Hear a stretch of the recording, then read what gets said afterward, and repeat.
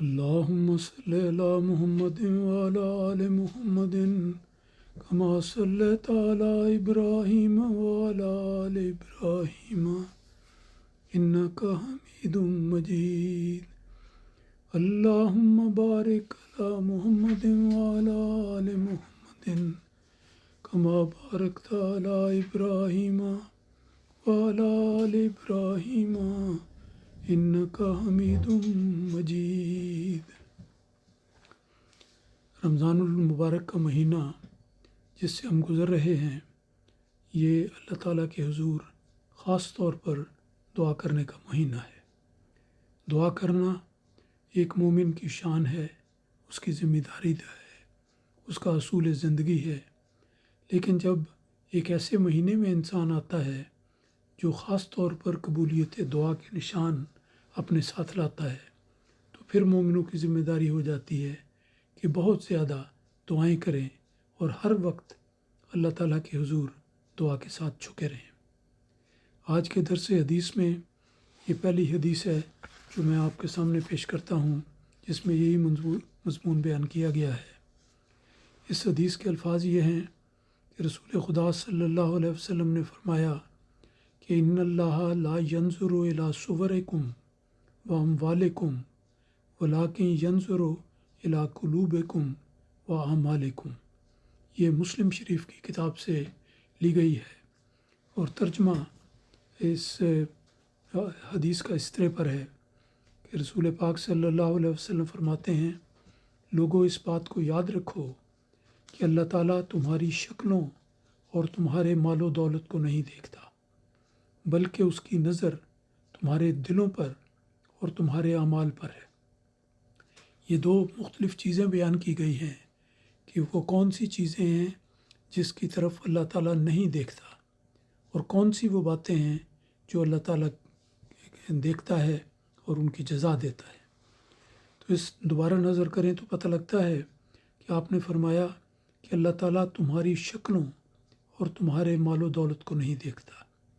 دیکھا جاتا ہے کہ ہر انسان کو، مرد ہو یا عورت ہو، اپنی شکل کا بڑا خیال رہتا ہے. بعضوں کو بہت زیادہ ہوتا ہے، بعض کم رکھتے ہیں، لیکن یہ خیال ضرور ہوتا ہے کہ ہماری شکل و صورت اچھی ہو. اور بعض لوگ تو جیسا میں نے عرض کیا، اپنی شکل کی بہتری کے ایک کام میں اتنا مشغول ہوتے ہیں کہ باقی نیکیوں کو بھول جاتے ہیں. لمبا وقت اپنے چہرے کو، اپنے جسم کو، اپنے ہاتھ پاؤں کو خوبصورت بنانے کے پیچھے لگے رہتے ہیں. تو پہلی بات آپ نے رسول پاک صلی اللہ علیہ وسلم نے یہ بیان فرمائی کہ لوگوں یاد رکھو کہ اللہ تعالیٰ نے تمہیں دل بھی دیے ہیں اور اعمال کرنے کی توفیق بھی دی ہے، لیکن اللہ تعالیٰ تمہارے دلوں کو، تمہاری صورتوں کو نہیں دیکھتا. ایک شکل و صورت ہے اللہ تعالیٰ نے پیدا کی ہے، لیکن اللہ تعالیٰ صرف اسی کو جزا کے لیے نہیں دیکھتا. وَأَمْوَالِكُمْ، اور اموال بھی اللہ تعالیٰ نے دیے ہیں، لیکن تمہارے نیک اعمال کا اور اجر کا انحصار نہ شکلوں پر ہے اور نہ اموال پر ہے.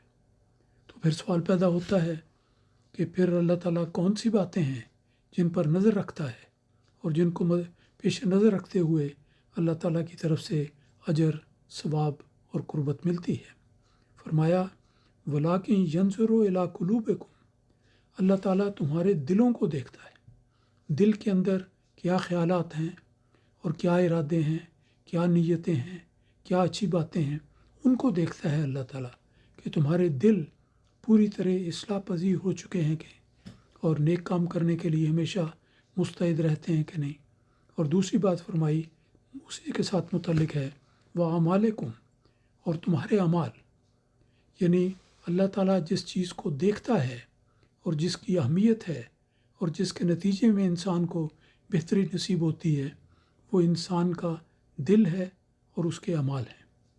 دل بھی پاک صاف ہونا چاہیے، نیت بھی پاک صاف ہونی چاہیے، اور اس کے بعد جو عمل بھی کرے وہ اچھا عمل ہونا چاہیے، نیک ہونا چاہیے، اللہ تعالیٰ کی رضا کی خاطر کیا جانے والا عمل ہونا چاہیے. تو فرمایا کہ اللہ تعالیٰ لوگوں ہمیشہ اس بات کو یاد رکھو، اور یہ بڑی ہی قابل غور اور قابل یاد نصیحت ہے جو ہمیشہ ہمارے سامنے رہنی چاہیے۔ اللہ تعالیٰ فرماتا ہے اللہ تمہاری صورتوں کو اور تمہارے اموال کو نہیں دیکھتا۔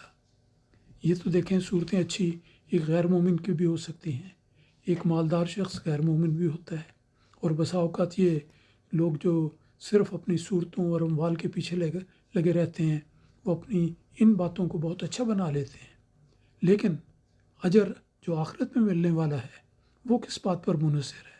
وہ فرمایا کہ اللہ تعالیٰ تمہاری دلوں کو دیکھتا ہے اور تمہارے اعمال پر اللہ تعالیٰ کی نظر ہے۔ تو ایک مومن کا فرض ہے کہ وہ دنیاوی خوبصورتی اور دنیاوی اموال کے پیچھے نہ دوڑے، بلکہ جس چیز کی اصلاح کرنی چاہیے وہ یہ ہے کہ اس کا دل پاک صاف ہو، نیت پاک صاف ہو، ارادے پاک صاف ہوں، اور پھر انسان پاک چیزوں کے ذریعے وہ اپنے اعمال کو بھی پاک بنانے والا ہو۔ تو یہ دو باتیں ہیں کہ دل کی اصلاح اور اپنے اعمال کی اصلاح، اس پر توجہ دینی چاہیے، اور یہ باتیں ہیں جو اللہ تعالیٰ کو پسند ہیں اور اللہ تعالیٰ کی طرف سے اجر عظیم انسان کو ملتا ہے۔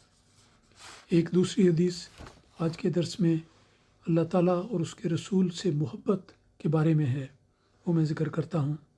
حضرت ابن عباس رضی اللہ تعالیٰ عنہ سے یہ روایت ہے کہ ان رسول اللہ صلی اللہ علیہ وسلم کان یقول، کہ رسول پاک صلی اللہ علیہ وسلم اس طرح پر دعا کیا کرتے تھے، یہ فرمایا کرتے تھے، دعا کے الفاظ آپ نے کوٹ کیے ہیں۔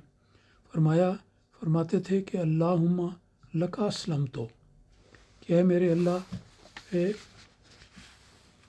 میں تیری فرمانبرداری کرتا ہوں اور تجھ پر ایمان لاتا ہوں اور تجھ پر توکل کرتا ہوں اور تیری طرف جھکتا ہوں، تیری مدد سے دشمن کا مقابلہ کرتا ہوں۔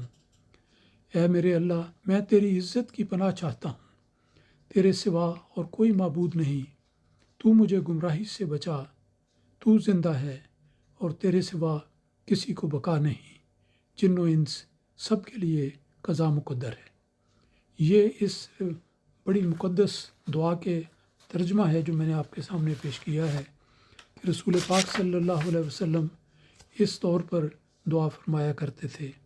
ان کے الفاظ کو دیکھتے ہیں اور کوشش کرتے ہیں کہ اس میں کیا معرفت کے نکات بیان کیے گئے ہیں کہ رسول پاک صلی اللہ علیہ وسلم کی دعا کے الفاظ کیا تھے۔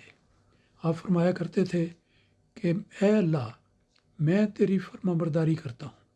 تو سب سے پہلا فرض انسان کا یہ ہے کہ خدا سے مانگنے سے پہلے یہ بتائے اور سچے دل سے بتائے کہ میں اے اللہ تیری فرمانبرداری کرتا ہوں۔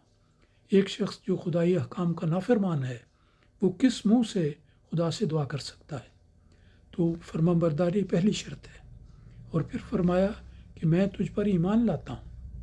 جو شخص اللہ تعالیٰ کے ہاتھ کے سامنے اپنے ہاتھ پھیلاتا ہے اس کو سچے دل سے یہ اقرار کرنا چاہیے کہ میں تجھ پر ایمان لاتا ہوں، اور یہ حقیقت ہونی چاہیے کہ وہ انسان اللہ تعالیٰ کی ذات پر ایمان لانے والا ہو۔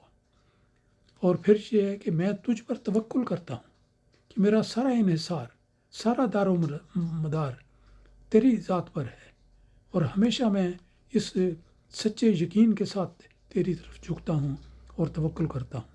اور یہی الفاظ آگے بھی ہیں کہ میں تیری طرف جھکتا ہوں اور تیری مدد سے دشمن کا مقابلہ کرتا ہوں۔ اگر مقابلے کا وقت آ جائے، دشمن ہمراور ہو، تو میں تیری مدد چاہتا ہوں، تیرا دروازہ کھٹکھٹاتا ہوں اور تیری طرف جھکتا ہوں۔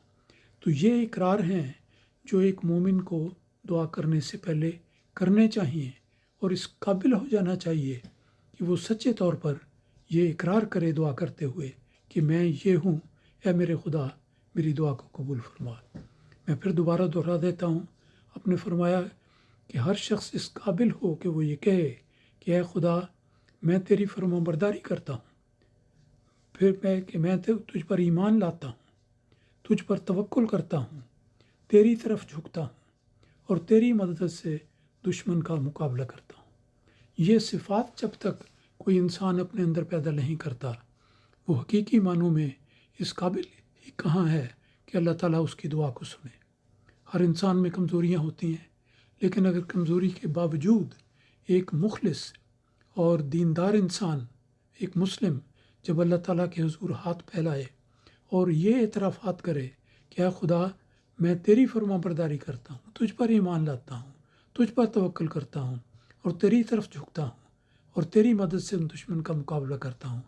تو اگر اس میں کوئی کمزوری بھی ہو تو دعا کرے کہ خدایا میری اس کمزوری کو دور کر، اور میری یہ نیک خوبیاں میں پیش کرتا ہوں، ان کے حوالے سے تیری مدد کا طالب ہوں۔ یہ ہے پس منظر ایک صحیح مومن کا صحیح دعا کرتے ہوئے، اور یہ دعا کی جائے، اس انداز میں دعا کی جائے تو پھر اللہ تعالیٰ کی طرف سے قبولیت کے دروازے کھلتے چلے جاتے ہیں۔